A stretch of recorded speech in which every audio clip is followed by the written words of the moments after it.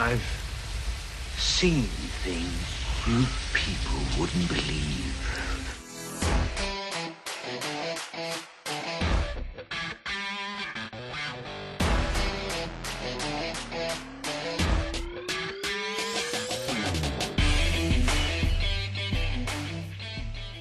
All right, welcome back, everyone, to another episode of the Best Thing We've Seen podcast. My name is Flo. And I'm Gabe. And we're very excited today to bring you a very special episode because we had the idea of maybe like once a month or every other week to do a special episode where we don't talk about the best thing that we've seen all week, but rather the best thing that we've seen from a specific person. That could be an actor, it could be a director, it could be a comedian, who knows? Or maybe from a genre, best horror movie, right? Whatever.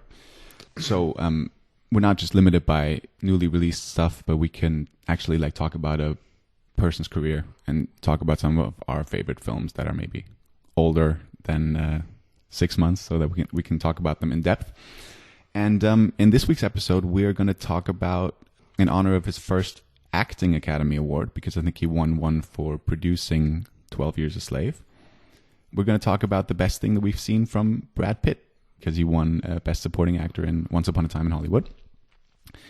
And the title of our podcast sort of lends itself to different interpretations. We're not just going to talk about the best films that we've seen, but rather the best thing. And that could be a film, it could be a TV show, it could be maybe a YouTube video. But I think, obviously, when you talk about an actor, he's sort of mostly known for his movies. So our list is going to be mainly films, maybe only films, I don't know. But if we talk about someone else's career, maybe he's best known for a TV appearance or like a TV character. So yeah, it's sort of, we don't want to just limit it to movies, even though we're going to talk about a lot of movies today. Right, so how are we going to do this, Gabe? All right, we both wrote down our top 10 films by Brad Pitt. Things, yeah. Probably movies. Yeah. The reason why we took Brad Pitt, like you said, is because of his first Academy Award, and second, because he's got a pretty impressive movie career, spanning multiple decades now. So it's kind of an easy pick for the first episode where we try this. Yes. It's also an actor that we both like and have seen a lot of movies from.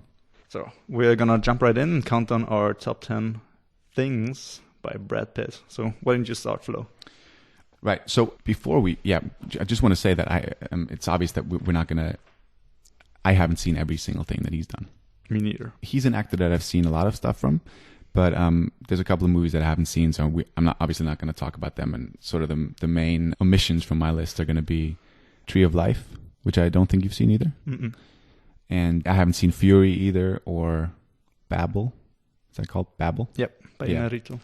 Those are sort of the three main things that I haven't seen from him. But he's definitely an actor that I've enjoyed watching for the last couple of years. And as you said, he's had a very impressive and long career, and he's sort of now in a bit of a renaissance, I would say. He's sort of now getting back to being an A-lister. I think he had a little bit of a break, maybe. He jumped more into producing for a while. Right. Yeah. But now with Once Upon a Time and Ad Astra, he's sort of had a good year, and sort of a great year, yeah. I think he's now back to the top, acting wise. So my number 10 is so we haven't talked about this, right? So we don't know each other's lists. No idea. I think that's going to make it interesting as well. And we're gonna we're gonna talk about the top like 3 films a bit more in depth. But we're just going to see how this goes organically. So my number 10 was a difficult choice because that was sort of the only... There were 2 films fighting for number 10. And in the end, I had to pick one. And I'm going to go with Inglourious Basterds as number 10. Oh, wow. Okay. Sounds like you have that a lot higher. A bit, yeah. A bit higher. So I think, I'm going to talk about it a little bit. And then we're going to sort of pick up the discussion when we get to your placement on it. I've seen this film once, and I've seen it like I think when it came out, or maybe a bit after that. So I haven't seen this in ages, and I had to. It's sort of difficult if you do like a top 10 list. It's always difficult to sort of decide if you pick like the best performance or if you pick the best film, and we talked about this before. There are films where he has like a very, very small role, and even though you can like that movie, you're not necessarily gonna like name it as one of your favorite Brad Pitt films because he's only in it for such a short time. And I don't. Is he in that film a lot in *Inglourious Basterds*? He does have quite a big role, and I think he's actually the top billed actor in that movie. Well, yeah, okay, sure, but that doesn't really. No, but it's pretty big cast he's working with. I mean, he's none sort of them of probably the as main known star. as he is. Yeah. I mean, Christoph Waltz only really got his name through this movie. Right. But I remember him like as sort of being the comic relief, maybe not like, but he has some of the. A lot of the characters were.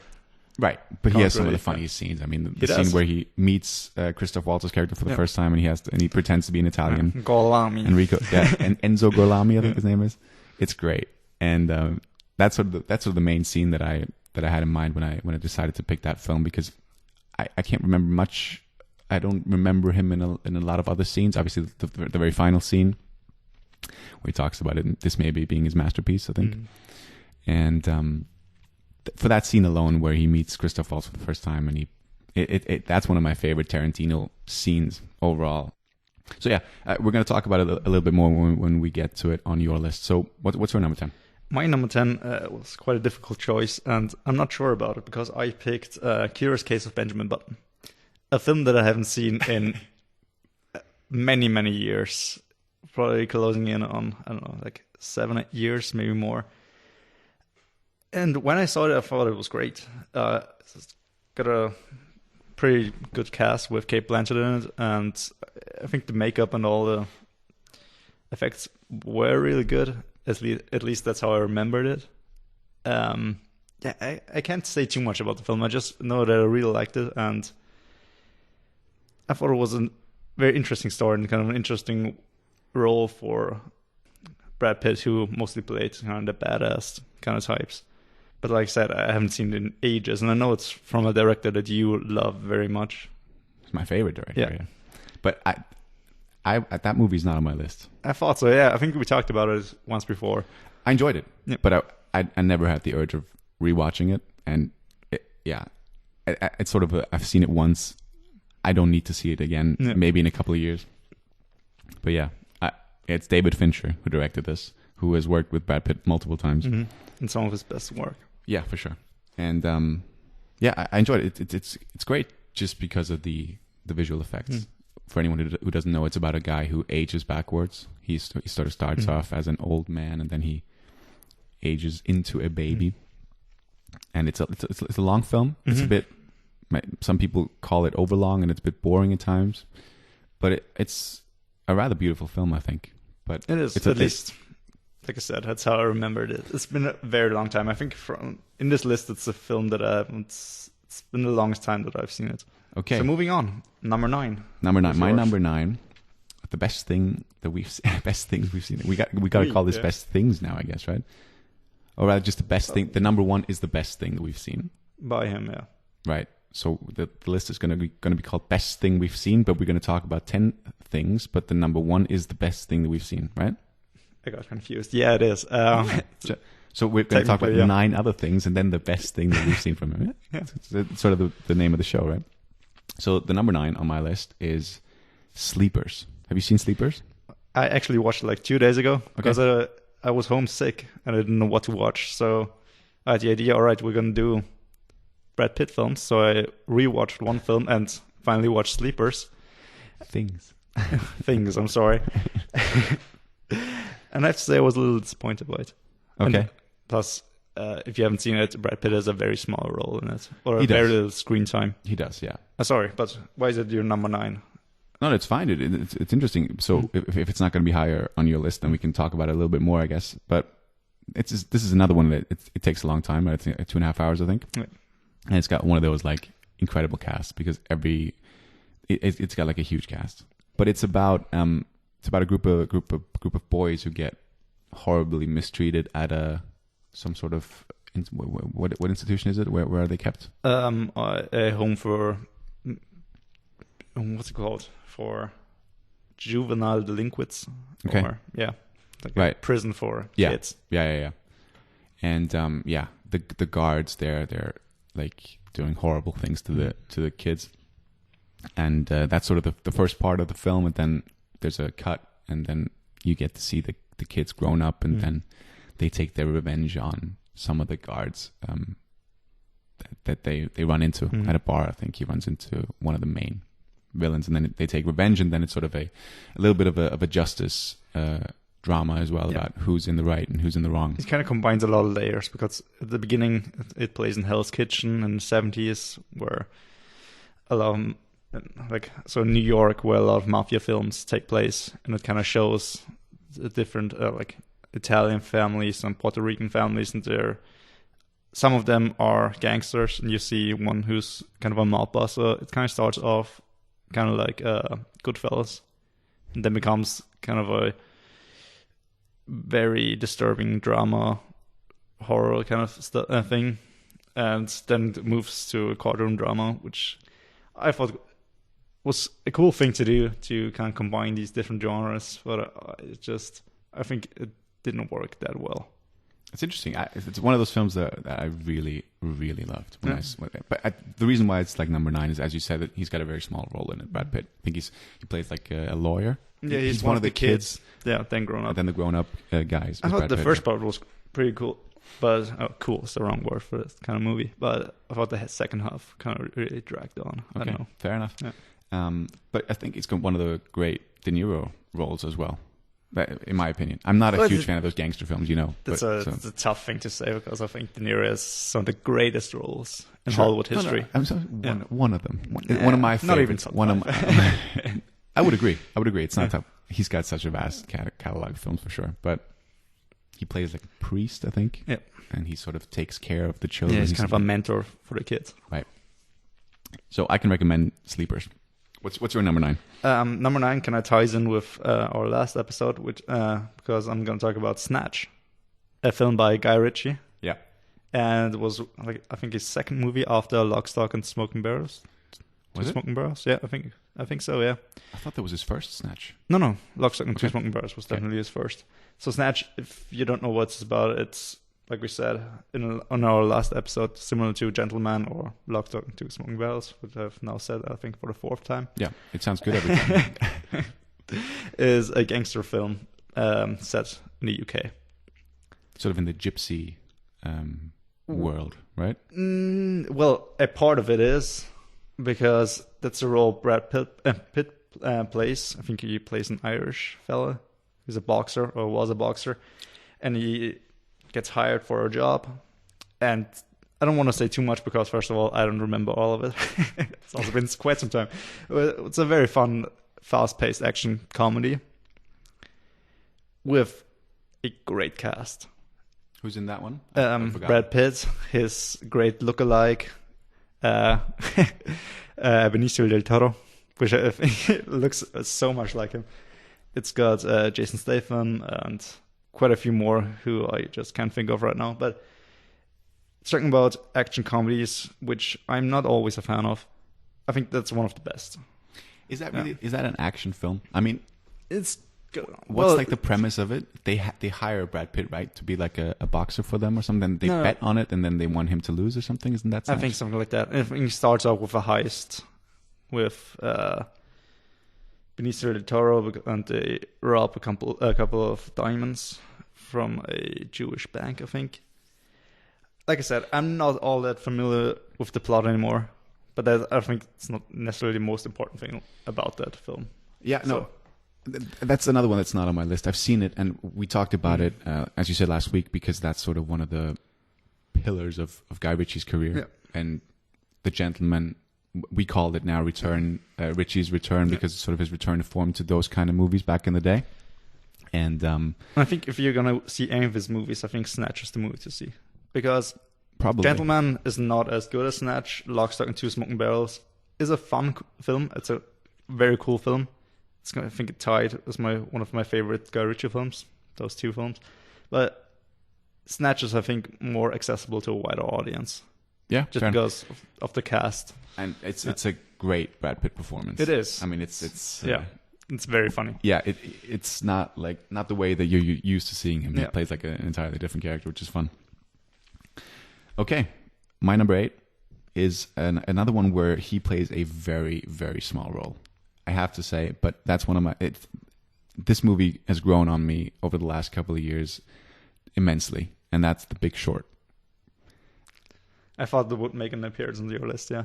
I love that film. It's when we talked about Bombshell on our second episode, I think it was, we talked about the movie like kind of feeling like an Adam McKay film. Adam McKay is the director of The Big Short, and he also directed Vice.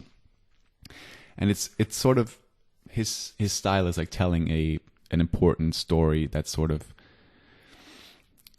unbelievable in the truest sense of the word, but infusing that story with a lot of humor. And The Big Short is sort of, I think it's his best film. Obviously, he did back in the day he did like comedies, he did Anchorman and stuff, but The Big Short is about the housing bubble. Obviously, the true story about that, and then people who bet on that housing bubble to burst, and then obviously getting super rich from doing that. And Brad Pitt is he's a retired guy. I think he's now just in the film he works like from bars on a laptop, and then he's sort of out of the game, but then he gets back into it when he sees an opportunity, and he's got a very, very small role. I have to this is really not like, if you think of a Brad Pitt film, I don't think you're gonna think of this film, but I had to put it in because I love the movie as a whole. It's great. It's a good way to tell such a story. I feel like That's a fun film. I have to say it didn't make my list. Although, now thinking about Curious Case of Benjamin Button, it could easily be substituted by Big Short. Because, like I said, I remember much more of that film than I do about right. Curious It's more Case recent. of Benjamin Button. Yeah. But you could easily argue that Benjamin Button is like, that's a Brad Pitt film, and The Big Short isn't really a Brad Pitt film. He's in Benjamin Button the whole time, and he's in that movie for like maybe 10 minutes. I don't know, 15 minutes. Does he have such a small role? I think so. Yeah.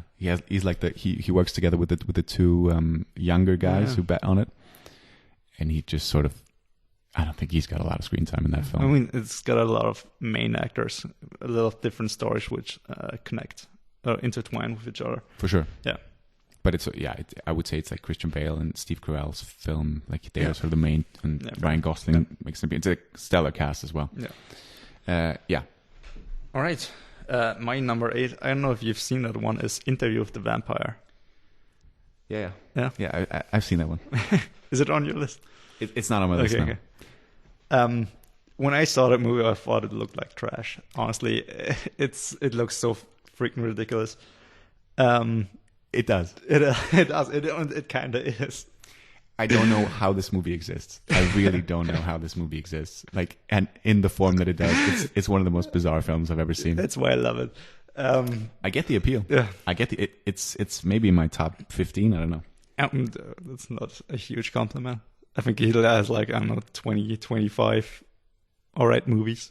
No, I see that as a good thing. Yeah. I like 20 of his films, I would say. Sure. All right. But anyway, Interview with the Vampire, if you haven't seen it, it's a very bizarre film about a vampire being interviewed. And he kind of tells his life story and how he fell in love. And it stars Brad Pitt, Tom Cruise, and a very young Kirsten Dunst. Right. Where Brad Pitt is the guy who gets interviewed. He's by Christian Slater. Yeah.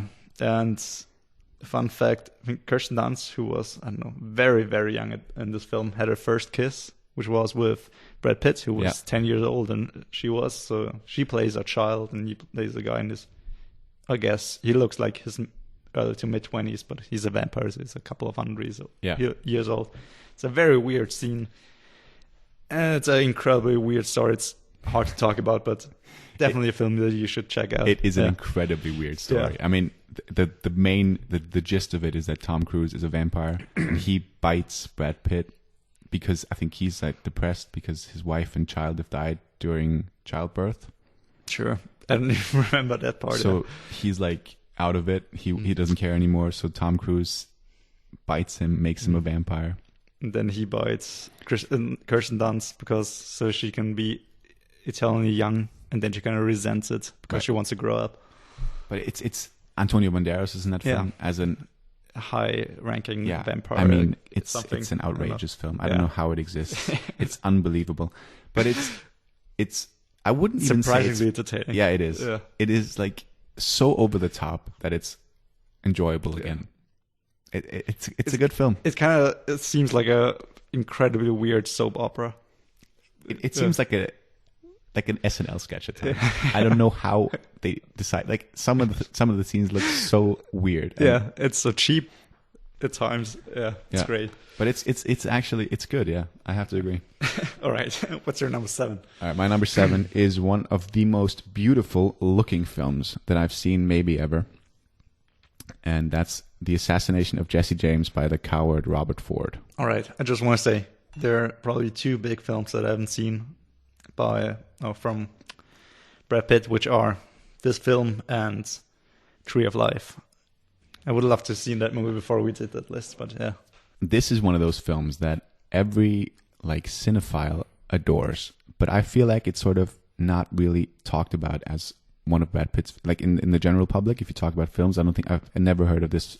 Never heard of this film. I think the first time I've heard of it was probably through you or through Arthur, a friend of ours. Yeah. So this is I'm not a Western guy, but this is sort of a Western story. It's about Casey Affleck, who is Robert Ford, and Brad Pitt plays Jesse James, and he's sort of a famous outlaw who's the leader of a gang, and Casey Affleck wants to join that gang because he adores the Brad Pitt character, and he sort of wants to be part of that. And Sam Rockwell is in this as well, who's one of my favorite actors, and them 3 are sort of the reason why you watch this film, aside from the cinematography, which is done by Roger Deakins, who's one of the great cinematographers. If you look through his catalog, he's gonna be up there with he did most of the films that you love. I'm gonna guarantee you that.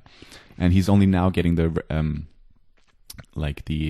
recognition from the Academy. He's now won obviously from 19 when he was nominated. Yeah. Yeah, so right. There was a break. Yeah, 18 and 2020. Yeah, he won his first Academy Award for cinematography for Blade Runner 2049, and now he won for movie. Yeah. 1917. And he did this one, and this is sort of considered as his masterpiece. Really? Yeah. Okay. There's one particular shot where a train arrives. They rob the train, so it's a Red Dead Redemption thing. I've read the comments. Red Dead Redemption is one of my favorite games of all time. I've read the comments in the YouTube scene of that train scene, in the YouTube section, and they were all saying that this exact scene is referenced in Red Dead Redemption 2. So it's sort of literally like shot by shot, I think. This is the best endorsement you could have given me for that movie, yeah. And that scene, it's the train arriving, and you see the light going through the forest, because it's sort of in a forest, and it's one of the most beautiful shots. And it's one of those films that not a lot of people have seen, that are not really into films, or just casual moviegoers. But I feel like a lot of people would. It's a slow burn for sure. It's a long film as well, but it's worth it for the performances. It's worth it for the visuals. And Brad Pitt is he's one of the main 3 guys, I would say, along with Casey Affleck and Sam Rockwell, and it's up there with his best performances, I would say. The rewatch value isn't as high for me, so that's why it's like number 7. But it's a gorgeous film, so I can highly recommend that. All right, my number 7 is a film that you haven't seen, as you just said, Babel, right, by the great Inarritu. I think that's the film that he got his first Oscar for. I don't know. I believe directing. I think so. Yeah. Correct me if I'm wrong. I don't think so, but I'll look it up. You talk about it. Anyway, if you haven't seen the film, it's a collection of different stories that kind of intersect, but not necessarily. It's different stories from around the world. One is set in Japan, one is set in Morocco, etc., etc. But it's kind of hard to talk about the film because Babel is made of different kind of short stories about different families and what they go through, and they're all very tragic in nature. And one includes Brad Pitt. So he's not necessarily the main actor, but he's the focus of his story, where he and his wife go on a bus tour through Morocco. Who's his wife? Do you know? I am not sure. Maybe it is also Cate Blanchett, I want to say. I don't know.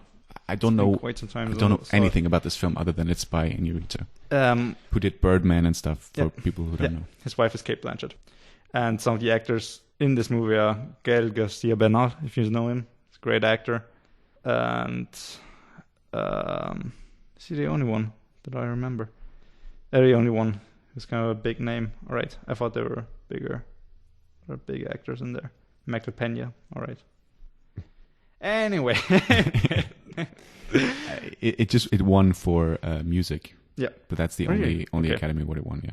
Anyway, it's a great film. It's also not necessarily a movie that I will rewatch. I haven't rewatched it since I first saw it because someone actually gave this film to me as a present for my birthday. I think for my 16th birthday. But yeah, it's a very beautiful film. It's also very beautifully shot at times. I'm guessing it's by Lubeski. Yeah, I think so. Yeah. Who's sort of the Inarritu guy. Right. He also one of the great cinematographers of our time. Up there with Deakins for sure. He did. No, sorry. It was Rodrigo Prieto. Okay. He did Brokeback Mountain, Wolf of Wall Street, Argo. Wow. Another good guy. Right. But yeah, the director is now known for working together with another cinematographer who's worked with for the last couple of years, and he's called Emanuel Lubezki, and he's one of the greats as well. Did Revenant, for example, together. Yeah. Revenant, Birdman, and I think he did Tree of Life, funnily enough. Lubezki. Oh, yeah. I think so, yeah. Terrence Malick film. The one that we both haven't seen. I think that's, I hope that's true. Okay. Yeah, it's up there. One of the great directors for sure. Inarritu. And that's a film I don't want to say too much about the film because all of the stories are not that long and I don't want to spoil anything, but yeah. It's a long film as well, right? They usually are. His films. Not short, yeah. Inarritu films are usually I have to say I think my favorite story is the one set in Tokyo, Japan. So that's with lesser known actors. That's okay. All right. It's all Japanese cast. Okay. In Japan, yeah. All right. So we're getting close to the top 5 here. We haven't had a thing different, like other than a film yet, but as we say, like this is sort of like maybe this is going to be just movies, but Brad Pitt is sort of the movie guy. So if we choose a different person, then there's going to be some other things on there for sure. All right. So my number 6 is by one of my favorite writers, maybe my favorite writer, and that's Aaron Sorkin. And number 6 is Moneyball. Have you seen that? I have seen it, yeah. This is a sports film. It's baseball. It's I think Brad Pitt plays a guy. He's called Billy Bean, and he sort of takes over the Oakland A's, if I remember correctly. And then together with Jonah Hill, he sort of revolutionizes the way that they buy players and they play. So Jonah Hill is sort of he has all these statistics, and then they don't, because usually there's a scene where they talk about which player they want to trade and stuff, and they now talk about the looks of their girlfriends. They talk about how they look, like what they've done, and that's sort of the thing that the other guys focus on, whereas Brad Pitt sort of only wants to get players that actually like play well on the pitch. And that's where Jonah Hill comes in, and together they buy players like that. The main one they take a chance on is actually played by Chris Pratt, and it's just also maybe my favorite actor of all time. Philip Seymour Hoffman is in that. He plays the manager, like the coach of the team, and they sort of, he's more aligned with the other guys who just he doesn't want to. He's not agreeing with the tactics that Brad Pitt and Jonah Hill use, and so they get into it with each other. And yeah, it's easy to say it's a sports film, so I'm not going to watch it, but it's actually like a story about a guy who sort of risks a lot, and then for a sports film, there's very little sports in it. It's more of the management of sports and camera. Yeah, because actually, like one of the most important scenes is actually a baseball game, but you only see Brad Pitt, so you don't actually see the game, which is, I think, a very interesting way of shooting a sports film. But it's sort of more about his reaction, and it's got one of the most beautiful pieces of music as well, which is also used in Room, the scene where the kid escapes and then he's on the car, and then he looks at the sky for the first time. That's the same piece of music that is used at the end of Moneyball. It's a beautiful piece, and it sounds so pretentious to say it's a beautiful piece, but I know what you mean. It's a beautiful piece of music because it's like a short piece in that. It's the best thing you've heard. It's the best thing I've heard, yeah, for sure. So you like that film as well, or is it not I did like it, but I wasn't all that into the story, I have to admit, But yeah, I don't know. It just I have to say I watched it. I thought it was quite good, but as soon as I watched it, I forgot all about it. Okay. Yeah. Fair. I mean, it's not everyone's cup of tea for sure. But for me, I think it's worth it just for the dialogue alone, because it's written by, as I said, Aaron Sorkin. He's known for his style of dialogue. He always has that walking dialogue where people walk in a hallway and they talk like ridiculously fast, and I love it. It's like well, he's done some of your favorite films, right? For sure. Oh, yeah, I like pretty much everything that he's done, and that's sort of the main Brad Pitt thing that he's written. And I can only watch everything that Aaron Sorkin made, and I think you're gonna love it as much as I do. What's your number 6? My number 6 is a film that we saw together, and we saw quite recently. Well, recently. I know what it's gonna be. Yeah, Ad Astra. Yeah, great film. It's not on my list. Okay. It's not on my list. No, we haven't had anything in common except Inglourious Basterds, which I haven't said yet. That's actually that's so interesting. Yeah, we thought we would have so much in common. I think the top 5 is going to be a bit more. Actually, we'll see. That's a sure. We'll see. I think you have one film in there at least that I do not have in my top 5. I would argue too. Yeah, probably. But I think I know what they are. Yeah. Anyway, Ad Astra, it was described to me by you as a mixture of Apocalypse Now and 2001: A Space Odyssey. Right. It's lovingly titled Astrocalypse Now, which is it's great. I can't take credit for that. It's a very fitting description, and 2 films I love, and I love this film as well. It's incredibly beautiful.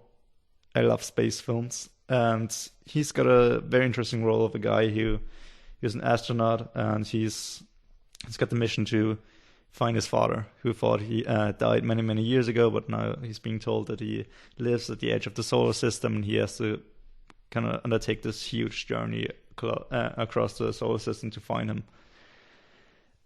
And the movie has a lot of silence in it, because it's set in space, and it's got some action scenes in it, like for example the moon scene, which is an incredible scene. It's like Mad Max on the moon. Mm-hmm. Also, you mean that car chase scene? Yeah, very cool film. And unlike other action films who just put incredibly loud music on it and some cool one-liners and a whole lot of explosions, it's incredibly tense because it doesn't have all of these things, and because the stakes seem so high because it's in space.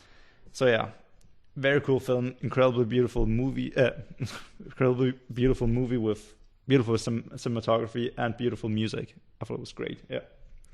So. Yeah, I enjoyed that film as well, but I think we both had in our top 10, top 20. No, didn't have in your top 20 of the year. All right. No, we had a discussion in January of our top films of the year, and I remember it being on your list, but it didn't quite make my list. But I enjoyed it as well. It's just I found it a bit tedious at times. I think it takes it's not like the longest film in terms of runtime, but maybe I was just tired at the time. But it really was a struggle at times. It's not necessarily a film that I would rewatch a lot of times, but when you see it, it's a great experience. And on the big screen, it was beautiful. Yeah, we saw it in IMAX, I think. And when you have the sound, because when it's so silent, then you have a big sound coming out of nowhere, really kind of grabs you. Yeah, it's great. It's great for sure, and it's one of, I think he's great in it. Yeah, he's very subdued, very good, very very good, and his father is played by Tommy Lee Jones, and it's very interesting. I think at times it didn't make a lot of sense, because it was that we talked about it afterwards, where it was like he had to go to a specific position to communicate with him, which just doesn't make a lick of sense, because they could just do that. You know what I'm talking about? I don't remember that discussion though. Anyway, it's a good film. I agree. Anyway, right. Moving on to number 5. Number 5, we're getting into the big leagues. The big leagues here. So this is a guilty pleasure. I mean, it's absolutely a guilty pleasure. Can I give a guess? Sure. Oh, I think you. Yeah. I mean, it's yeah. Mr. and Mrs. Smith. Yes, that's my number 5. This is sort of the. I mean, he's just so cool in that film, and she's cool as well. I mean, it's sort of it's the film where Brad Pitt and Angelina Jolie met each other and sort of fell in love with each other, and that's also like reflected in the film. I think their dynamic is quite good, and it's one of those stupid like action comedies, I guess. Is it a comedy? Yeah, maybe. Very much. Yeah, but it's about two it's about a married couple, and both of them sort of work secretly for, or in the agency business or whatever, and they don't know that their counterpart does similar work, and then they run into each other at works or something, and then they fight. Like there's this huge like fight scene in their house where they it's so stupid and over the top, but I love that film. I remember like came out like I think 2005, and I remember just that being a film that I watched quite a lot on TV. It's just such a cool film. They have like this hidden weapon storage in their garage or something, and you know, she has her whole I think Kerry Washington is in this as well, and she has her whole hidden layer, and then obviously at the end, and it's great, and then they work together, and then they sort of fight together in a mall or something, and it's just so stupid, but I haven't seen it in so long, but I do remember so many things vividly because I watched it quite a lot, and it's just one of those films, man. I can't really explain. Maybe for someone who watches it now for the first time, it won't be as good as it was for me back then, but I just love that film. Yeah. You don't like it at all? Not at all. I don't know. I think it's all right, but it's the kind of action comedy that I'm not a fan of. And yeah, I think I've seen it also quite a few times when I was younger on TV, and then I rewatched it like 2 or 3 years ago, and yeah, my memories were better than the film that I saw at that time. Yeah, I'm that's why I don't watch it. So I don't want good that. Good choice, yeah. Yeah, no, but I really like that film. I think that's sort of one of his more like publicly, or like for the common moviegoer, they've seen that film. Probably, I would say that's sort of one. It's always on TV. It's kind of like the Ocean's films, right? Yeah. And I just, you know, it's my guilty pleasure on this list, I would say. All right, number 5, a film that we've already talked about, Inglourious Basterds. Wow. Okay. And it's kind of a hard choice to put it up that high up, because it's not necessarily my favorite, or one of my favorite, or maybe even top 5 Tarantino films. So maybe I could have put Ad Astra actually higher than Inglourious Basterds, but I don't know. Inglourious Basterds I've seen more times. It was always enjoyable. And yeah, the one scene that I thought about when I picked that film was the same a scene that you picked, which was the Golami scene. And I just loved that scene. I remember the first time I watched this film, I was at a friend's house, and I was the only one who hadn't watched the film. So I was like, all right, let's watch it now.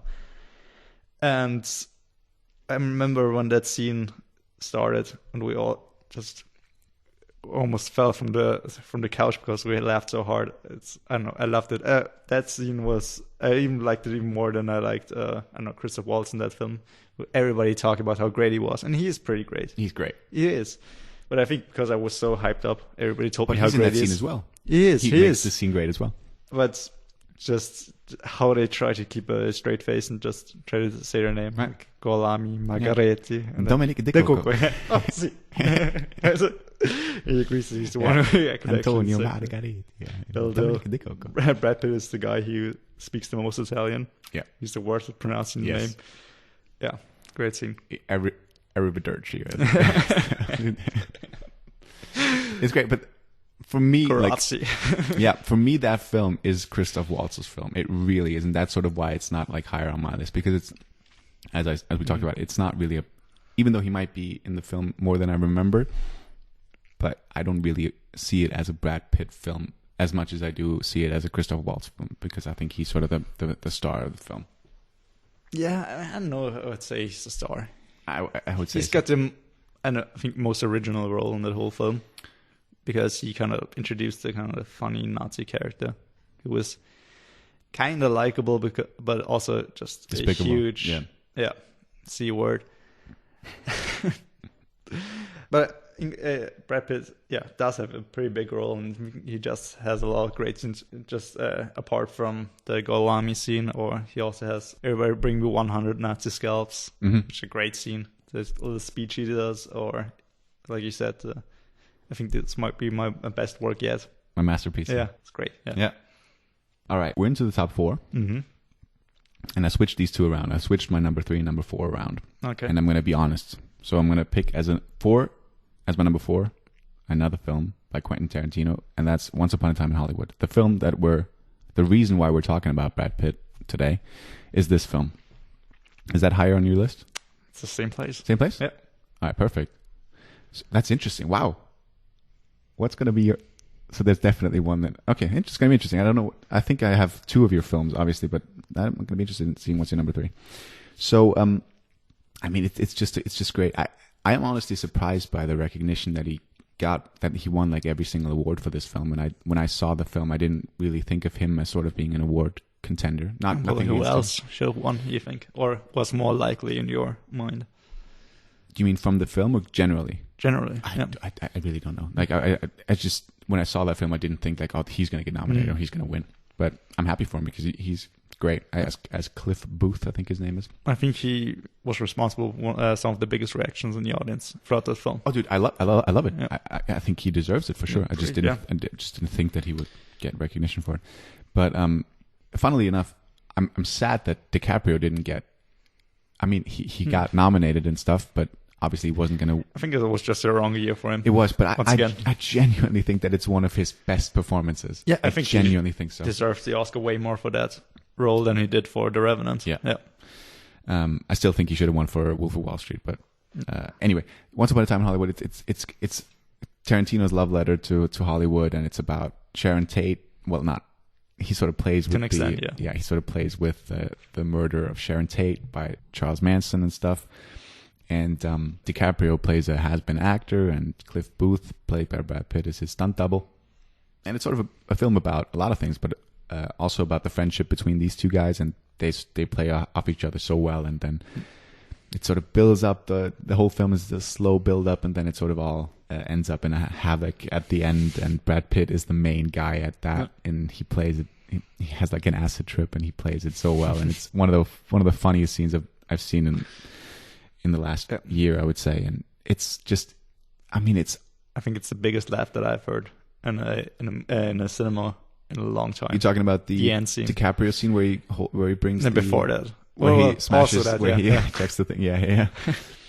But it's crazy because it's I've seen it once, and it's up there with one of my favorite Tarantino films. And I'm not like a huge Tarantino fan, but I've enjoyed basically everything that I've seen from him, and that it is saying something that it's already up there. I would consider it as in one of his top 3 films for sure.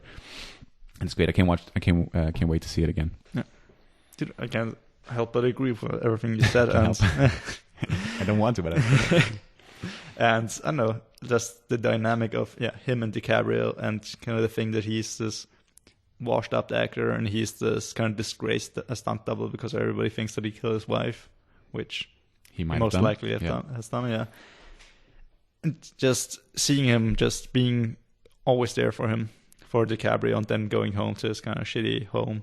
But the thing is, everybody says he's the murderer of his wife, which, probably.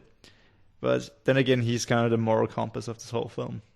He's the one who goes to the Manson family, and he tries to see if his friend's all right, or they might cost him his life, and he tries to help this girl, who then turns out to be a bit of a psycho. Right. Yeah. He's sort of a good guy / bad guy. I don't know. Kind of a cool way. Yeah. To portray a character. He plays it so well. I mean, it's incredible. Yeah.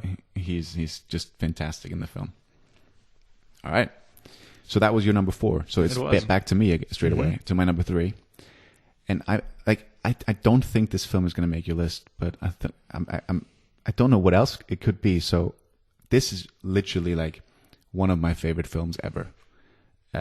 All 3 of them are, but my number 3 is Ocean's 11. Mm-hmm. You pick Ocean's 11. I thought Ocean's 13. I thought it was your favorite. My ranking would be 11, 13, 12. Okay. Is one of those on your list? No. Okay, this is interesting. Because I didn't think it would be. So this, I mean, just like Mr. and Mrs. Smith, but I think I've seen this one before. He's the epitome of cool in the whole Ocean's franchise. As what's his name again? Rusty. No Rusty. Sure. Yeah. And I mean, everyone's seen these films, right? It's sort of 11 people who go on a heist. They want to rob a casino, and you got like just the coolest dudes ever. George Clooney and Matt Damon, some of my favorite actors, and Brad Pitt is sort of one of the main guys in it. Julia Roberts is in it. Such a great cast, and I just love those films. Like, I've seen them so many times, and I just love the combination of them. So the friends and then the cool guys who sort of plan the heist, and then they steal stuff from Andy Garcia, the bad guy, and they rob it. And it's great music. I mean, it's just brilliant music. It's got fantastic music. That's sort of what makes the film even better, I think. And he's eating, and like Brad Pitt is so good at eating in films. He does it in almost every single film. It's actually true. He also does it in Once Upon a Time in Hollywood. And the first time I noticed it was in the Ocean's franchise. You mean the mac and cheese scene? Yeah. For example. But he's got it in literally so many of his films. It's like YouTube compilations of him eating, I think. And he does it so. It's to remember. In the Ocean's films, it's great. It sounds so stupid, I know, but I just love those films, and it's hard for me to articulate why, but they're just the ultimate like cool films for me. Everything, because of everything. I can't really say much more than that. All right. My number 3, I think, is your number 1. But you like the Ocean's films, or you're not a big fan? I used to like them. Okay. Well, back when I saw them on TV, but not anymore. Okay. I kind of got away from those kind of movies because for me it's like 11 people being cool for, I don't know, 1.5 hours, and I don't know, I just can't take this very seriously. Fair enough. I don't know. Anyway, my number 3, I think, is your number 1. 7. Maybe. All right. We'll get there. All right. So I think I'm going to hold my peace for now and just move on to number 2. Maybe we can talk about it more later. Okay. Yeah. You don't want to talk? Okay, sure. So my number 2 is Fight Club. Mm-hmm. Same. It was very tough decision between 1 and 2. But my number 1 film is just one of my favorite performances by Brad Pitt ever. Let's just move on. All right. This is baffling to me. What the hell is your number 1? Okay. I have an idea.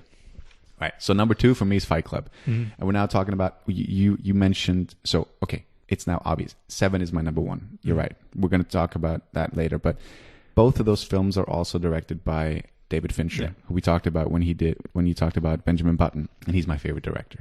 So those 2 films were up there for me for sure. And 7 was always going to be my number 1. You're right. But let's talk about Fight Club. It's one of those, I mean, that's one of the most famous films like of the modern time, I would say. Like, it is. I think it's got one of the most famous scenes in it, or which one? One of the most famous kind of story development. Right. It's called that. Towards the end. Yeah. Yeah, for sure. And one of the most iconic uses of music. The very last scene. Yeah.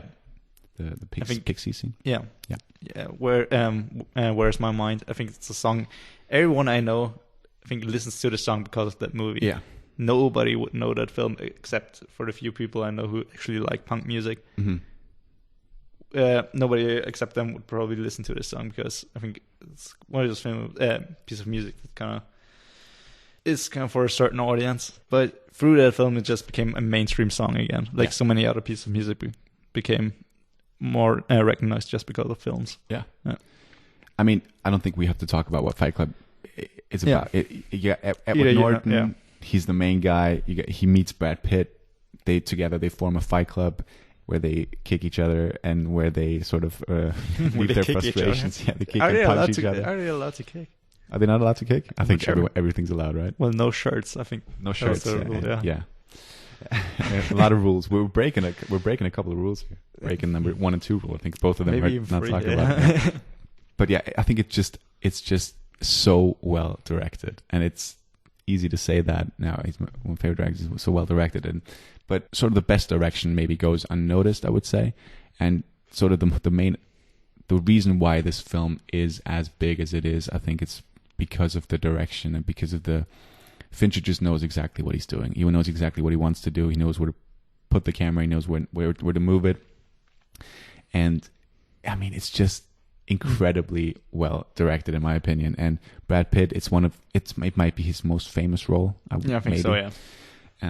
As Tyler Durden, and it's just a fantastic, fantastic film that I think every single person would have a good time watching it. I think it sort of, if you're not averted by violence, I think it's very violent. Yeah, it is. Plus, the cool thing I think about that film is, as soon as you've seen it, you can watch it again because there's so many things that you start to notice. Yeah. And so your second, third, fourth rewatches are still fun. Yeah, for which sure. is a great quality, but I feel like my yeah. This is one of those films where I could watch it like more than once a year, maybe. It's just it just always works for sure. Yeah, I think I've seen it at least 5 times. Yeah, it's great. It's just it's great. It's not my favorite Fincher film, and neither is Seven, but it's certainly up there. So that was your number 2 as well. Mm-hmm. So now we're going to one talk about we got back in to common. me again. Yes, yeah. Right. So my number 1, Brad Pitt, Thing, which is also a film. So if your number 1 is also a film, then we've literally only talked about movies. But as we said, this is Brad Pitt is a movie guy. My number 1 is Seven, and Seven is also directed by David Fincher. And Seven is about it's sort of a it's a standard crime film. Yeah. It's a very dark detective. It is story. It's CSI New York on a big scale, I would say. No, I wouldn't compare it to CSI New York. No, That's obviously kind of an insult. No, but it tells you what to expect, because it's sort of like it is a TV episode stretched out to a film, and I don't mean that negatively in any way. It's got a way darker and more rooted in reality kind of approach than CSI New York with their, I don't know, sci-fi technology. Where do they have sci-fi technology in CSI New York? I haven't seen it in so long. Everything, and I don't know, get the very strange forensics. Let's not compare it to CSI New York. What it was it's about 2 detectives, one of them being Brad Pitt, trying to catch a serial killer who kills his victims by using the 7 deadly sins: gluttony, greed, wrath, blah blah blah. And it's just, I think, the ending is what solidifies this film as a masterpiece, in my opinion, because any other ending, and I don't think it would have had the same impact. And people who have seen the film know what I'm talking about. And it's sort of, someone has to make a decision at the end. And if he had gone the other way, I don't think it would have been as effective as it is now. But I mean, there's like every scene, it's like Fight Club. It's Fincher at his best. He knows what to do. He knows what he wants from his actors. He knows where to put the camera and stuff. And I mean, just the what's in the box scene. You have every crime scene, like they get like worse and more horrifying every single time. I mean, I think the worst one is still the what's it called? Lust. Mm-hmm. Is that the one with the knife strap?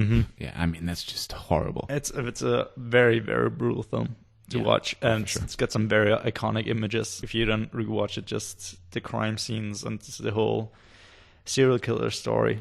If you like stories like that, or you like, I don't know, Zodiac or anything like that, I think you're gonna love this film. And another Fincher film. Yeah, and Morgan Freeman is also cool and very cool in this film. Yes, he plays sort of the old detective that works together with Brad Pitt. And the whole film's got this kind of dark, grimy, it's raining over the top, time. Dark City feel. It kind of reminds me of Sin City, but in a more rooted way. Yeah. But yeah. Also, Gwyneth Paltrow is the wife of I don't know, wife, maybe of Brad Pitt, and it's just, you know, it's just such an iconic and great film. And I think maybe I would recommend this to every single person who hasn't seen, maybe because they were like, they don't want to watch like a standard like serial killer film. I think give this one a go, because it's really much more than that, and it's just an expertly done thriller, and it's absolutely great. It's my favorite thing that Brad Pitt has been in. It's just a great example for, I don't know, how people react in extreme situations, and just, I don't know, ethics and moral choices you have to make. Yeah, for sure. So what's the best thing that you've seen from Brad Pitt? I don't know, have you figured it out? My guess would be 12 Monkeys. It is. Okay.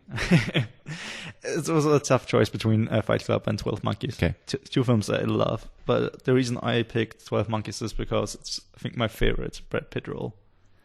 And if you haven't seen the movie, it plays in a distant future where the whole world kind of got destroyed.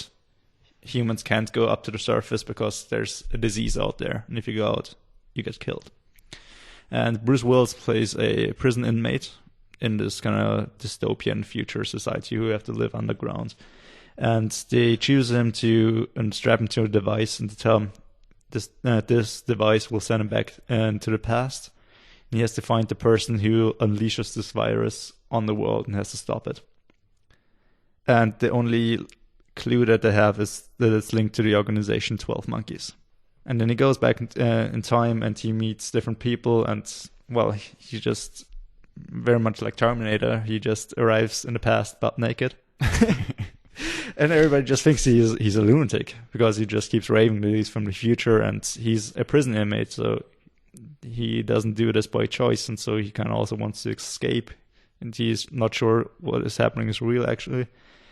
And one of the people he meets is Brad Pitt, who is the son of a kind of big business tycoon, and he just plays a madman. In short, they meet each other in an insane asylum where Bruce Willis is sent because everybody thinks he's crazy because it keeps raving that he's from the future. Yeah, it's a film that it's incredible. It's by Terry Gilliam, who did a lot of the Monty Python stuff, like Holy Grail and Life of Brian, or Brazil, which also kind of a darling of cinephiles. Yeah, the film also has some very over the top moments, which just makes it great. I don't know why, but I don't know, you have to see it. And also the whole going back in time dynamic is very it's made in a brilliant way, I think, because it's very hard to do a time travel movie because there will always be flaws in your logic. But just watch the movie, and just like Fight Club or Seven, I think the best part comes towards the end. Mm-hmm. Yeah, great film. That's all I want to say about it. I'm surprised, dude. I did not expect this to be your number one, but hey, I enjoyed the film. I didn't make my top 10 or anything, but I think it's one of his very first big roles by Brad Pitt. He's very young in this film. Do you know when I think it wasn't it after or in the same year as Fight Club? Maybe. I think he was 99. But it's kind of his breakout year, wasn't it? Yeah, for sure. I mean, Seven was 95. Really? I thought it was after. Fight Club. I think his first big role was in Thelma Louise. Also a film that I haven't seen. But this is a big role he has in Thelma Louise. I don't think so. All right, so it was 94, Interview with the Vampire. Yeah. Then 7, 1995, same year as 12 Monkeys. 7 and 12 Monkeys came out the same year. 12 Monkeys was 95. Mm-hmm. Okay, yeah. Then Sleepers, The Devil's Own, which is a terrible film. 7 Years in Tibet, also a terrible film.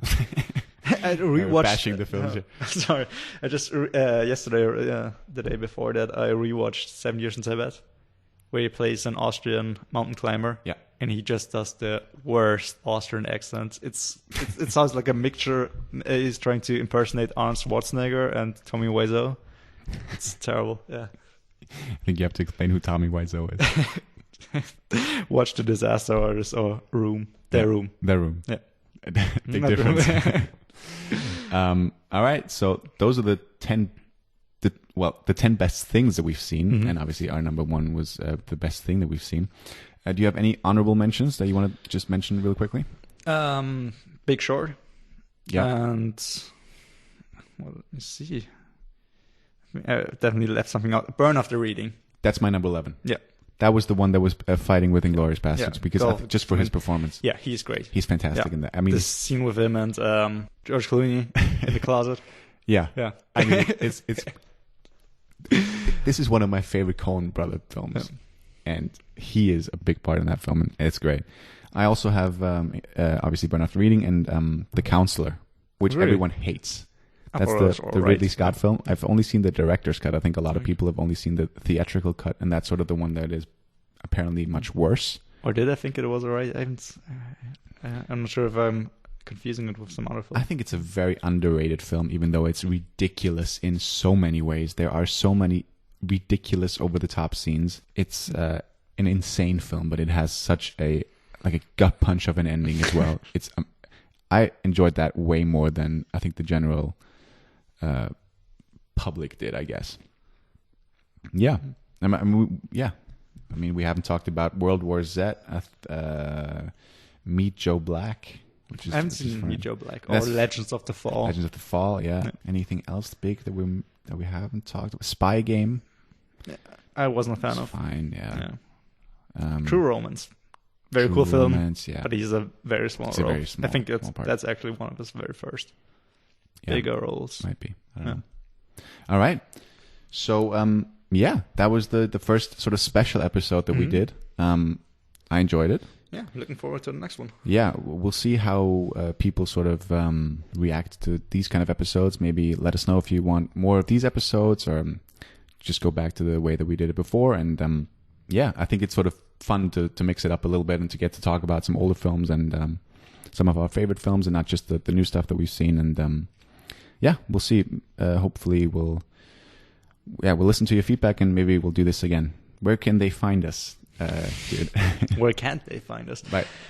Well, if you visit us on Anchor, we got some links to different platforms. Like we're on YouTube now, Spotify, Google Play, many other platforms that I can't remember right now. Yeah, Google Podcast or whatever it's called. Yeah, we're now sort of adding new platforms. They get accepted gradually, and they're all listed on the Anchor site. And maybe sometime in the future on Apple. Hopefully soon. Hopefully soon. And you can find us on Twitter at Best Thing Radio. And yeah, that's it. We hope you enjoyed it, and we'll see you next week. All right, bye.